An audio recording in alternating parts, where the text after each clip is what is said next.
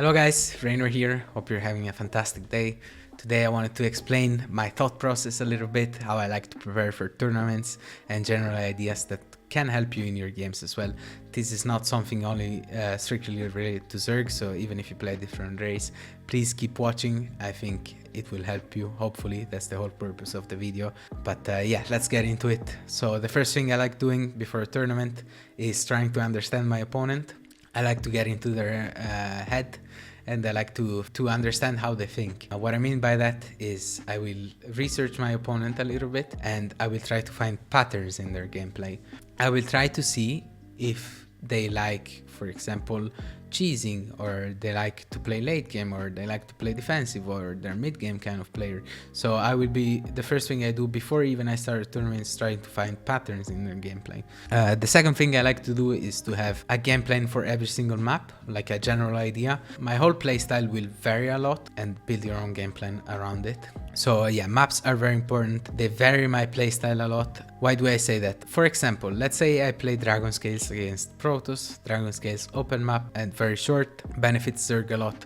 Timings are really good on it because once again it's short and open. So my general idea will probably be to go for a timing. Not always that can be applied, but I will get into it a bit later. One other thing I like to do is think of maps as an advantage or a disadvantage. What I mean by that is, once again, let's say I play Dragon Scales. Open, short, good for Zerg against Protoss. I will get into the map thinking I already have an advantage, and I will do my best to preserve that advantage by playing careful and playing safer in general, without overdoing it, obviously, because playing safe not always will keep your advantage. If you overdo it, if you play too safe, for example, it could hurt you in a way.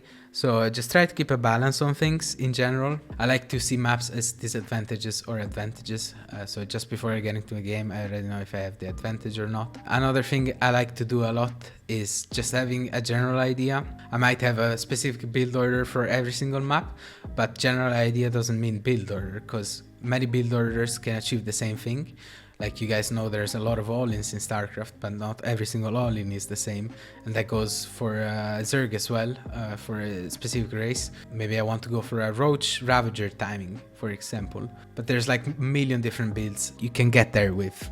So having a general idea of what you want to do, I think, is really nice. And the general goal you should put on yourself, looking at a goal as the most optimal way to win. Those are the things I like to do even before I get into a game. I think those things are very important. It's just preparation stuff, and I think it's nice if I explain a little bit how it works at the top, at pro level, so you guys can get a better understanding and maybe apply this in your own games. The other thing I like to do when I play tournaments is, well, first of all, when you play tournaments, you gotta be calm. I always think I have kind of an advantage whenever I play offline tournaments, because I manage to remain calm pretty much in every situation. I think most players are not able to remain calm in most situations. So what I like to do is create chaos. Might sound very dumb, but I will try to get into their head and push on the fact that they will feel pressure. A lot of the time I like to look at my opponents to know if they're feeling pressure in a certain moment. Obviously not during the game, but let's say I go up 1-0 and I see them shaking a little bit, then sometimes I will throw in something aggressive to try and get momentum on my side. Momentum is something that's very important in tournaments.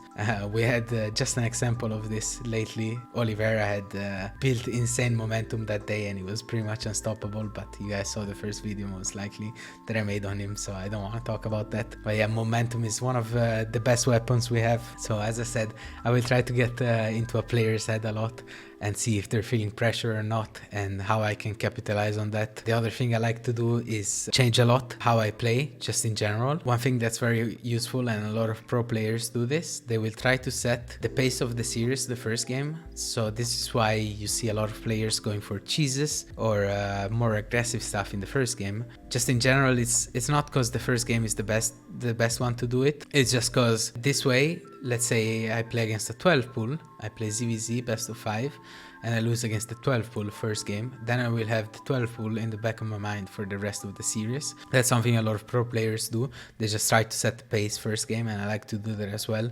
I would say the times I had the most success, I was doing this a lot. If I look back at my games, I've been maybe a bit too standard, and I've been trying to just beat my opponents straight up a bit too much. I will not go too much over that. I don't want to say why I'm losing, why I'm winning, and blah blah blah, but I will just give you some general ideas on how we approach tournaments. So yeah, once again, maps are very important. Having a game plan, getting into my opponent's side is something I really like to do. So another thing I like to do is play around my own strengths and try to force the game into my direction, and just in general play around my own strengths. And you should recognize this in your games as well.